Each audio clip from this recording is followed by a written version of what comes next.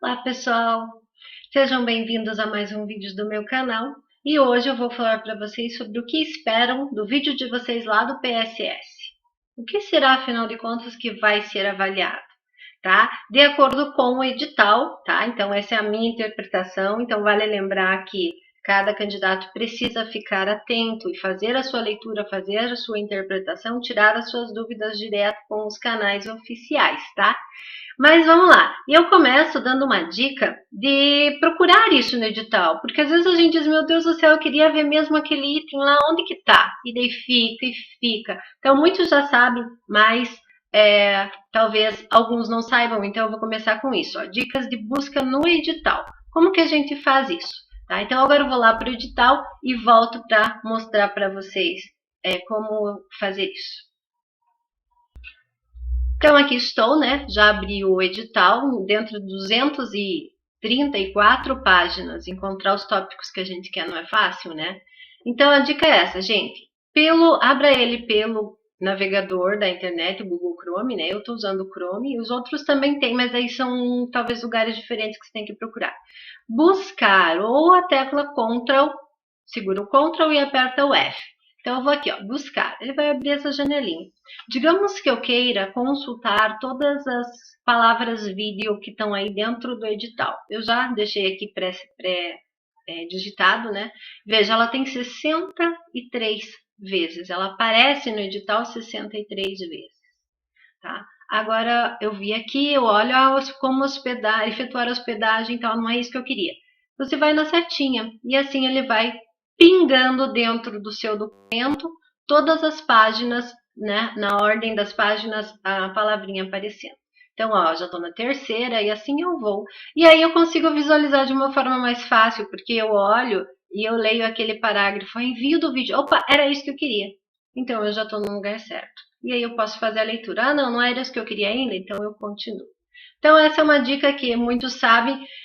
Às vezes a gente sabe e esquece dela, né? Mas é uma dica preciosa, gente, para pesquisar coisas, principalmente dentro dos arquivos PDF. Ok? Agora vamos voltar lá então, para a gente continuar com o nosso assunto de hoje, que é como você vai ser avaliado no vídeo.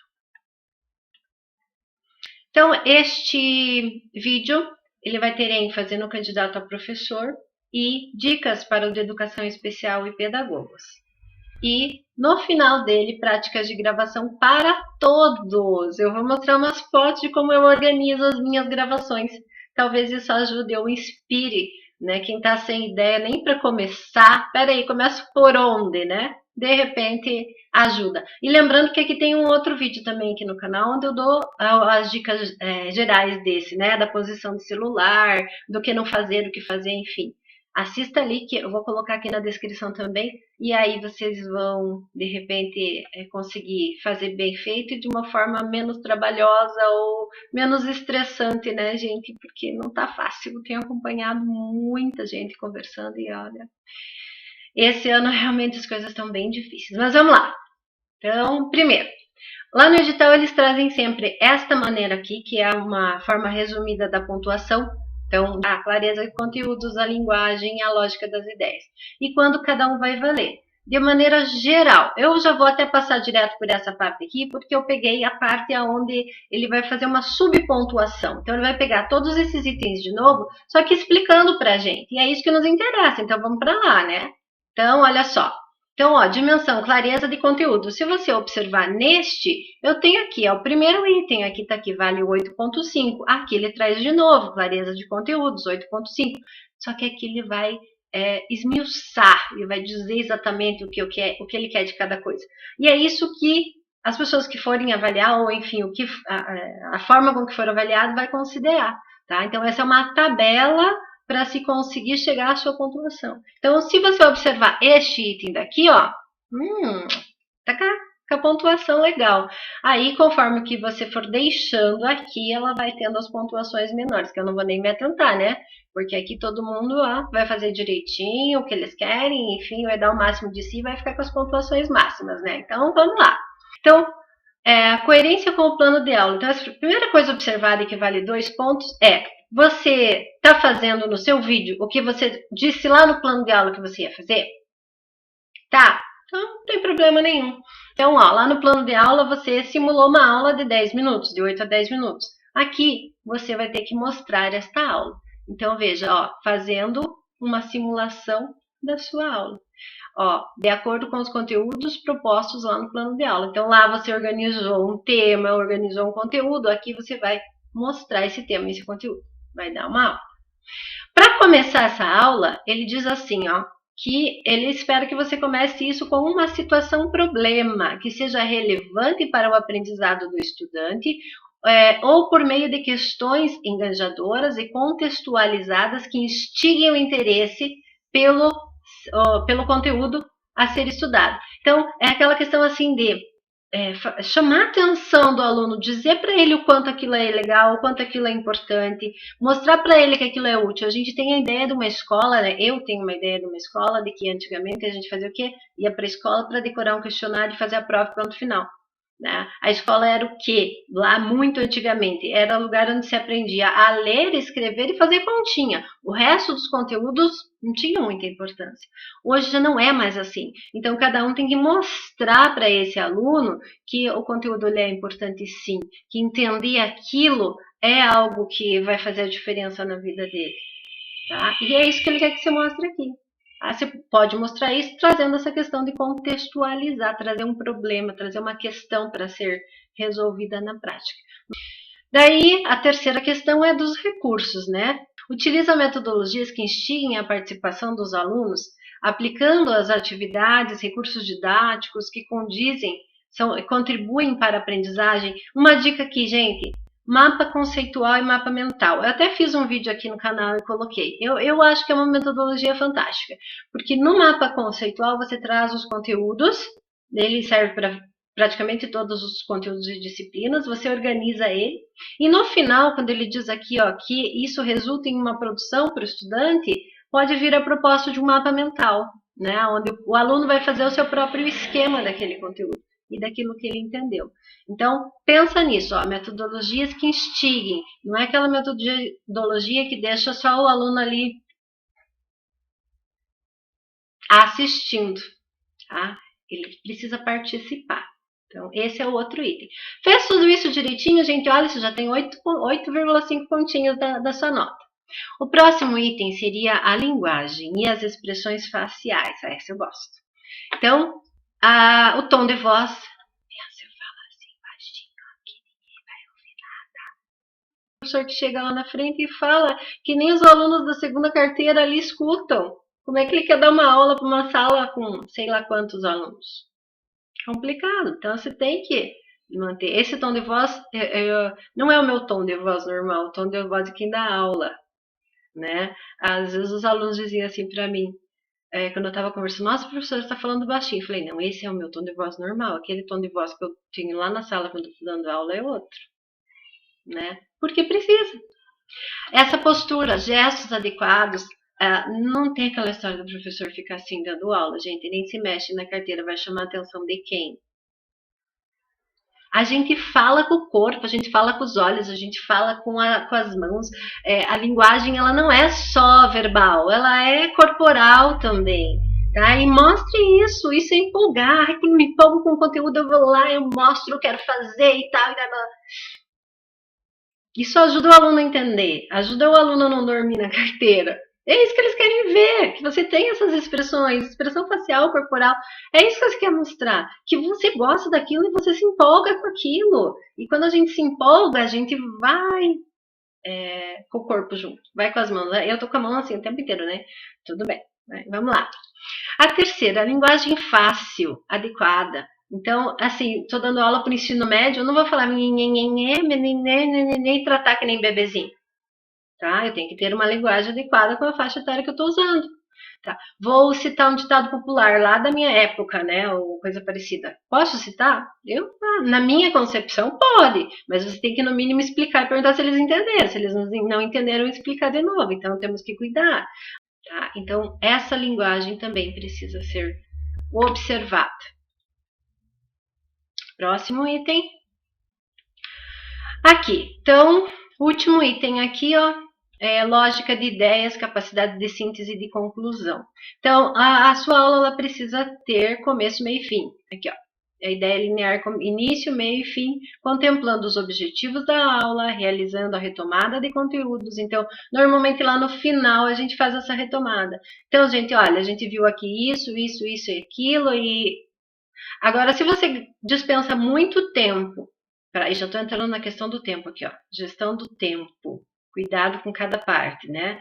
Então, eu vou me planejar para eu fazer uma problematização em 2 minutos, vou fazer o meu conteúdo em 5, eu vou.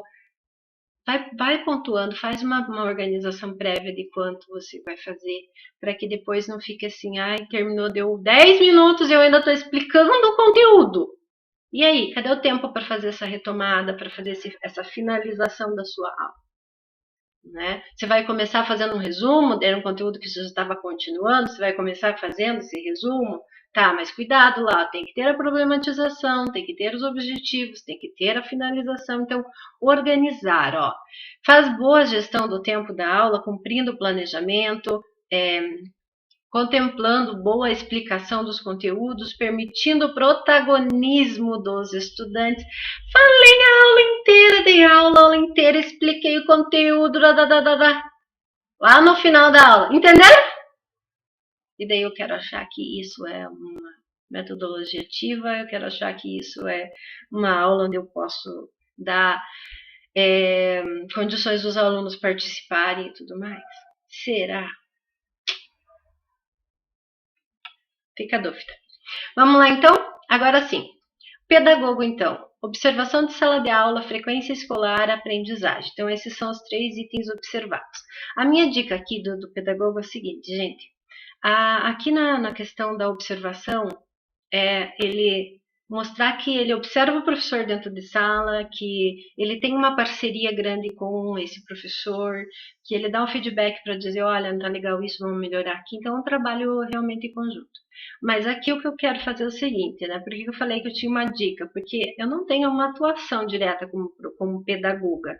Então, fica um pouquinho difícil para eu dar as mesmas ênfases que eu dei no anterior como professora.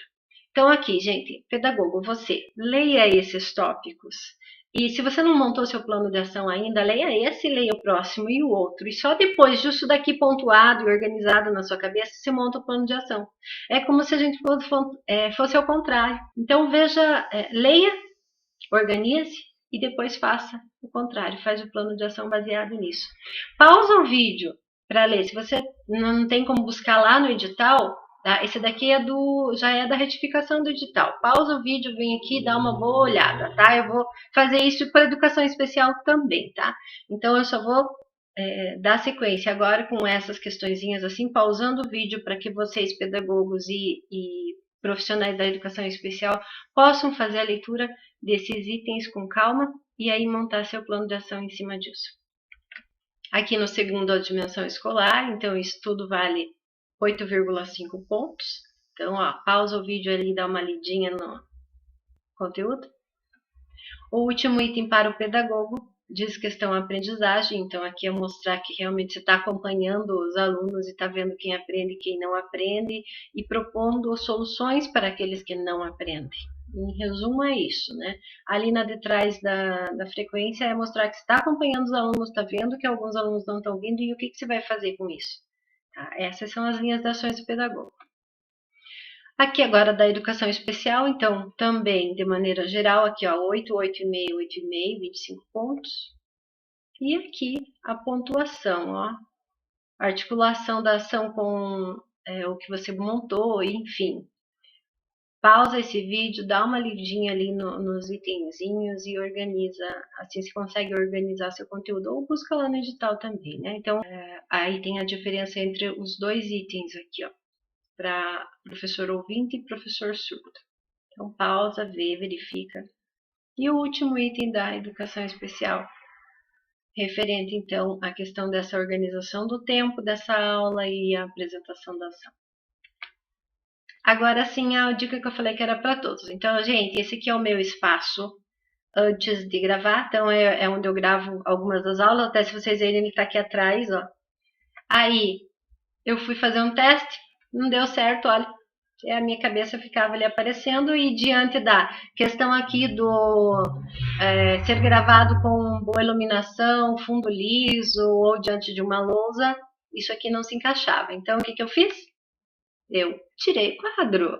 E aí, tirando o quadro da parede, eu fiquei com uma parede legalzinha se eu fosse fazer. Eu faria assim, ó, colocaria um cartaz aqui na parede. Tem um videozinho também que aqui no meu canal que eu explico vocês a pegar, por exemplo, uma figura que está aqui no PowerPoint desse tamaninho e fazer ela em 4.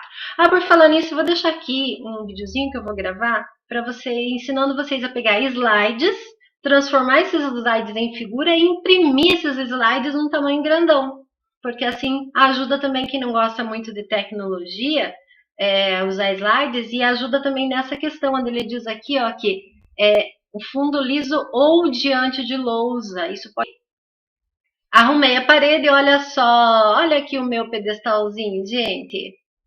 Eu uso esse aqui, também tem aqui no meu canal, ó. Tudo reciclado, papelão, garrafa PET, aqui dentro tem um grampo de roupa, elastiquinhos de cabelo, eu prendo o celular com os 2 elastiquinhos de cabelo e ó, tô usando há mais de 2 anos já e nunca tive problema. Quando ele não dá altura, eu ponho uma pilha de livro, ó.